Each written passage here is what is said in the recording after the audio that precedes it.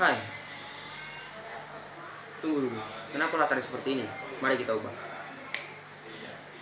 Nah, no.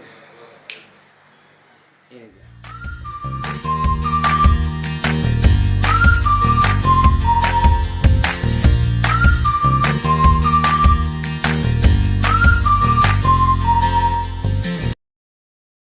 Oke, assalamualaikum warahmatullahi wabarakatuh. Perkenalkan semuanya, nama saya Muhammad Fitra Hidayat. Saya dari kelas 10 IPA 7. Nah, kali ini saya akan menjelaskan tentang wawasan Nusantara. Sebelum itu, kita harus mengetahui apa itu wawasan Nusantara. Jadi, wawasan Nusantara itu adalah cara pandang bangsa Indonesia terhadap negara kesatuan Republik Indonesia yang meliputi darat, air, dan udara di atasnya sebagai satu kesatuan politik, ekonomi, sosial, budaya, keamanan, dan pertahanan. Nah, secara harafiah, wawasan Nusantara ini merupakan konsep kepulauan, dan secara kontekstual, wawasan Nusantara ini merupakan visi misi kepulauan Indonesia. Mengapa kita mengatakan visi misi kepulauan Indonesia?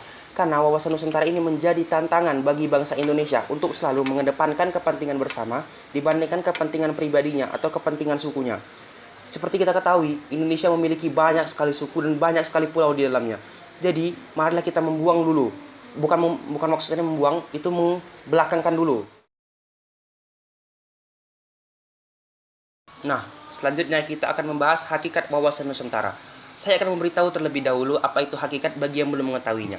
Jadi hakikat ini dapat berarti inti dari sesuatu.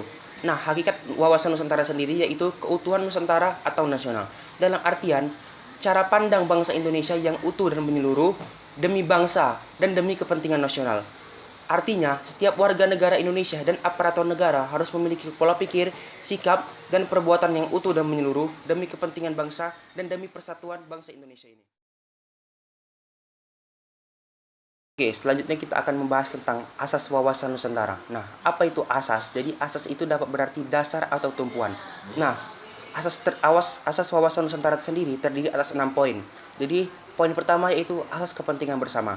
Nah, sebelum kemerdekaan, asas ini dapat berkaitan dengan bagaimana cara bangsa Indonesia bersatu untuk mencapai kepentingan bersamanya, yaitu kemerdekaan. Nah, setelah kemerdekaan, asas ini dapat berkaitan dengan bagaimana cara kita mengisi kemerdekaan tersebut dengan hal-hal yang positif. Kemudian yang kedua itu adalah asas keadilan. Setiap orang harus memiliki sifat adil, dalam artian kita tidak boleh merugikan orang lain. Dan kita harus selalu menempatkan kepentingan bersama di atas kepentingan pribadi.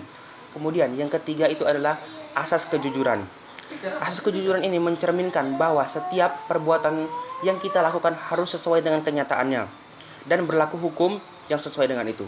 Kemudian yang keempat itu adalah asas solidaritas. Jadi asas solidaritas ini mencerminkan rasa atau sifat saling memahami antara satu dengan yang lainnya. Kemudian yang kelima yaitu asas kerjasama. Jadi asas kerjasama ini mencerminkan bahwa segala sesuatu atau segala masalah yang kita pecahkan dengan bersama-sama pasti akan jadi jauh lebih mudah, seperti contohnya gotong royong dan musyawarah. Kemudian yang keenam yaitu yang terakhir yaitu asas kesetiaan. Jadi asas kesetiaan ini mencerminkan rasa setia kita terhadap suatu keputusan yang telah disebutkan bersama-sama atau yang telah diputuskan secara bersama-sama. Nah, selanjutnya adalah kedudukan wawasan Nusantara. Wawasan Nusantara sendiri memiliki kedudukan sebagai wawasan yang luas yang diketahui oleh seluruh rakyat Indonesia agar tidak terjadi penyimpangan atau penyalahan yang pada akhirnya dapat membuat kerusakan atau perpecahan bagi bangsa Indonesia sendiri.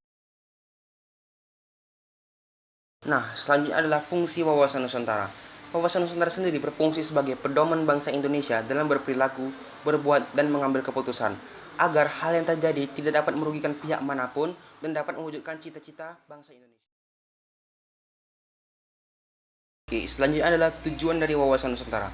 Nah, tujuan dari wawasan Nusantara ini adalah untuk menyatukan berbagai perbedaan yang terdapat di Indonesia, baik itu dari beribu-ribu sukunya, beribu-ribu rasnya, dan beribu-ribu agamanya.